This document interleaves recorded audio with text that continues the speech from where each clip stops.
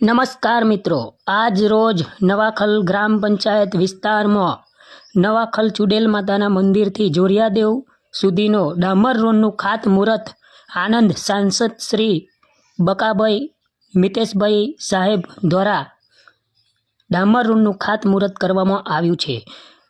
અહીંયા જોરિયાદેવ વિસ્તારના રહીશોને ઘણા સમયથી ચોમાસાની અંદર અવર જવર માટે ઘણી બધી તકલીફો પડતી હતી।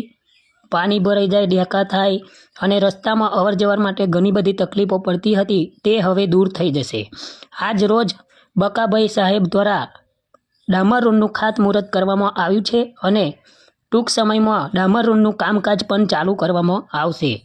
જય માતાજી મિત્રો, નવાખલ ગામના વિકાસના કામો જોવા માટે અમારા વિડીયોને શેર, લાઇક, કોમેન્ટ જરૂરથી કરજો અને અમારું કામકાજ કેવું લાગે છે અચૂકથી કોમેન્ટ કરીને જણાવજો।